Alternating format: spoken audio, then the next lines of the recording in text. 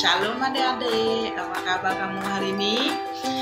Mestilah ajaib, hebat, luar biasa. Yes. Adik-adik hari ini bersama Cikgu Nini di CST Sunday School. Ya adik-adik, sebelum kita memuji dan muliakan nama Tuhan Yesus, mari adik-adik kita berdoa dulu. Kita lipat tangan, tutup mata, dan tundukkan kepala. Dalam nama Tuhan Yesus kami berdoa ya Bapa. Kami mengucap syukur Tuhan kehadiran-Mu ya Bapa. Terima kasih ya Bapa dengan kebaikan Tuhan, dengan kemurahan-Mu ya Bapa di setiap hari-hari kami ya Bapa. Terima kasih Tuhan Yesus, terima kasih Roh Kudus.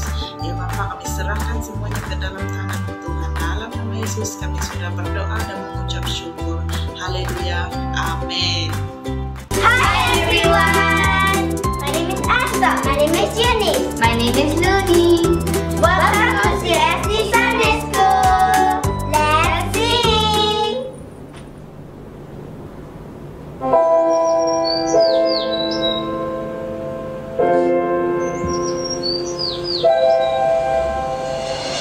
Jesus loves me, this I know. For the Bible tells me so. Little ones do Him belong. They are weak, but He is strong. Yes, Jesus loves me. Yes, Jesus loves me. Yes, Jesus loves me. The Bible tells me so. Jesus loves me, He who died, heaven's gate to open wide. He will wash away my sin when His little child come in. Yes, Jesus loves me. Yes, Jesus loves me. Yes, Jesus loves me. The Bible tells me so. Yes, Jesus loves me. Yes, Jesus loves me. Yes, Jesus loves me. The Bible tells me so. The Bible tells me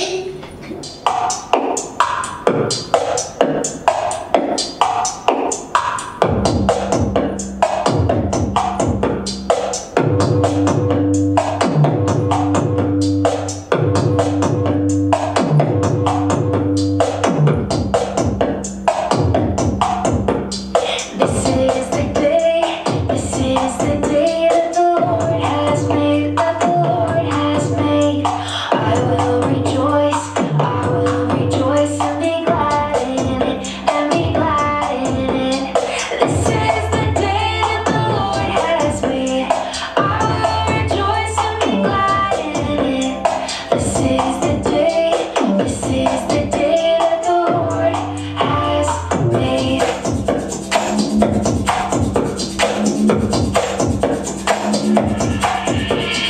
We are the kids of the living God, of the living God. We will rejoice and be glad in it, and be glad in it. This is the day that the Lord has made. I will rejoice and be glad in it. This is the day that the Lord has made. This is the day that the Lord has made. I will rejoice and be glad in it. This is the day that the Lord has made.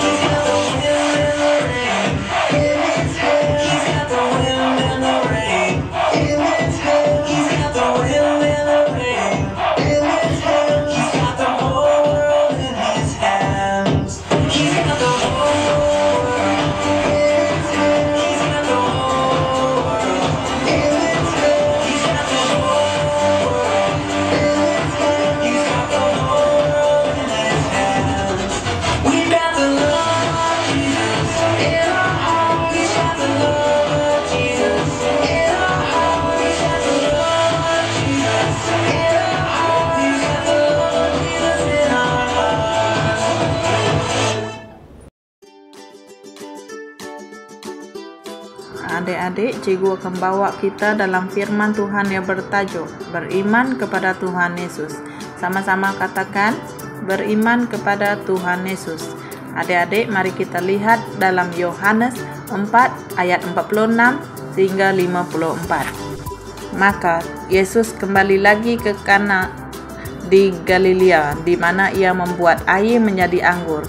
Dan di Kapernaum ada seorang pegawai istana, anaknya sedang sakit. Ketika ia mendengar bahwa Yesus telah datang dari Yudea ke Galilea, pergilah ia kepadanya lalu meminta supaya ia datang dan menyembuhkan anaknya, sebab anaknya itu hampir mati.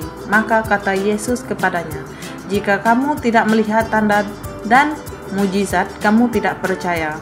Pegawai istana itu berkata kepadanya, "Tuhan, datanglah sebelum anakku mati."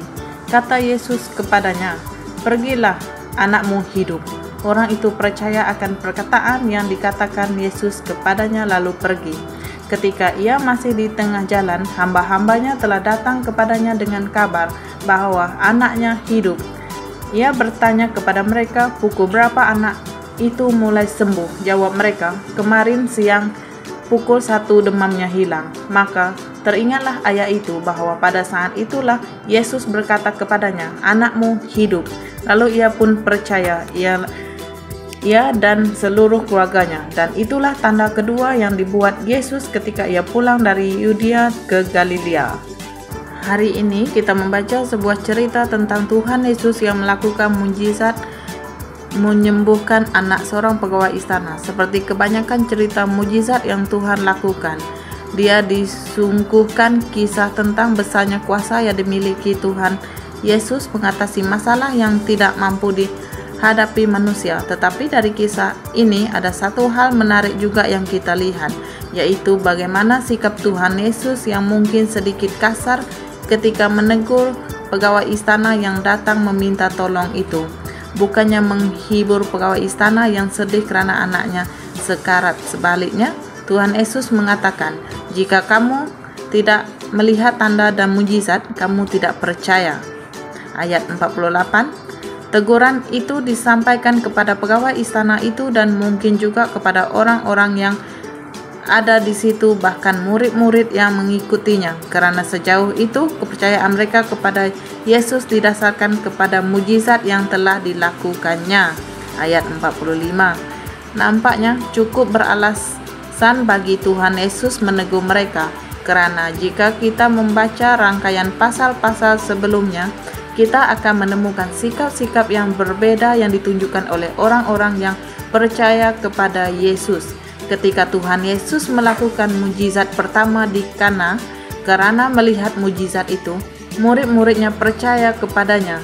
Yohanes 2 ayat 11, ketika di Yerusalem untuk merayakan Paskah, banyak orang melihat tanda-tanda dan percaya kepadanya. Yohanes 2 bagi 23, saat dalam perjalanan kembali ke Galilea, sebuah kota Samaria menaruh iman mereka kepadanya. Bukan karena tanda-tanda, tapi karena firman-Nya. Yohanes 4, 41 hingga 42. Namun ketika Tuhan Yesus kembali ke Galilea, orang banyak datang menyambutnya dan mereka menyambutnya karena telah melihat mujizat air menjadi anggur yang telah dilakukannya. Ayat 45. Apa yang dituliskan oleh penginjil ini juga menjadi pertanyaan bagi kita tentang bagaimana dasar iman percaya kita.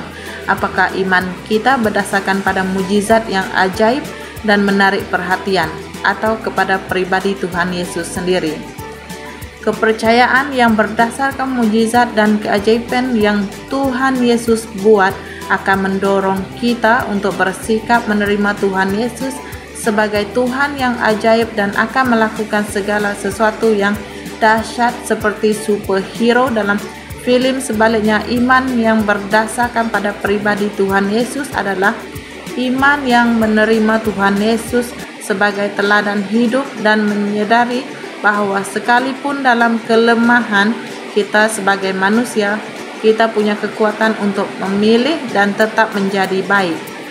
Membaca sampai akhir cerita ini, kita dapat simpulkan bahwa iman percaya pegawai istana itu tumbuh karena ia mendengar langsung dari mulut Tuhan Yesus dan mengalami sendiri apa yang terjadi, tetapi keluarganya hanya mendengar darinya tentang Tuhan Yesus dan mereka percaya bahwa kesembuhan itu karena Tuhan Yesus.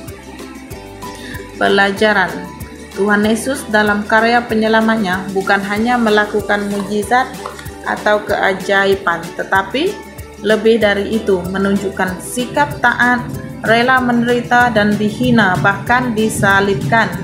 Bertolak belakang dari keajaiban mujizat yang dibuatnya, mujizat yang ajaib merupakan pekerjaan Allah, namun demikian iman orang percaya tidak boleh berpusat pada mujizat itu, tetapi kepada Yesus Kristus yang mengajarkan sifat-sifat ilahi. Kita harus percaya pada Tuhan Yesus karena Dia itu anak Allah, yaitu Tuhan dan Juru Selamat kita.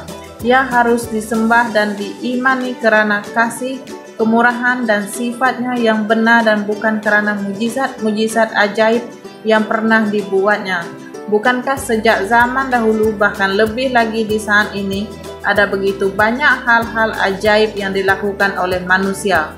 Misalnya para pesulap, pemain akrobat, atau ilusionis yang bisa berjalan di atas air, merubah air menjadi anggur, dan aksi-aksi lainnya yang seringkali membuat kita terpukau. Kita percaya dalam beriman kepada Tuhan Yesus bukan karena keajaiban dan mujizat yang dilakukannya, yang juga bisa dipalsukan oleh iblis, tetapi karena kasih yang ditunjukkannya untuk menolong, menyembuhkan, dan mengampuni orang berdosa. Tuhan Yesus tidak mengajarkan bagaimana cara menggunakan kuasa untuk melakukan mujizat atau keajaiban. Yang Tuhan Yesus ajarkan adalah bagaimana menjadi orang yang mengasihi Tuhan dan sesama manusia. Dan untuk itu, Tuhan Yesus sendiri telah memberikan teladan untuk dapat kita ikuti. Apakah kita mau percaya bahwa hidup yang kita jalani sehari-hari juga atas kemauan Tuhan? Bukankah kita sudah mengalaminya juga tanpa mendengar langsung dari mulut Tuhan sendiri?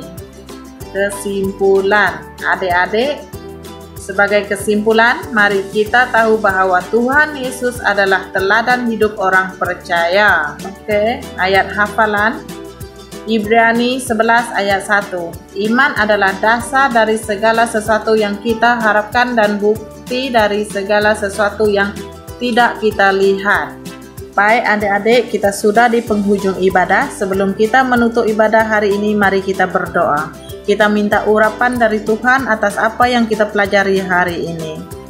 Dalam nama Yesus kami berdoa ya Bapa. Bahkan Tuhan, apa yang kami dengari hari ini Tuhan, biarkan menjadi rema di dalam hidup kami ya Bapa. Terima kasih Roh Kudus, terima kasih dengan kebaikan-Mu ya Bapa.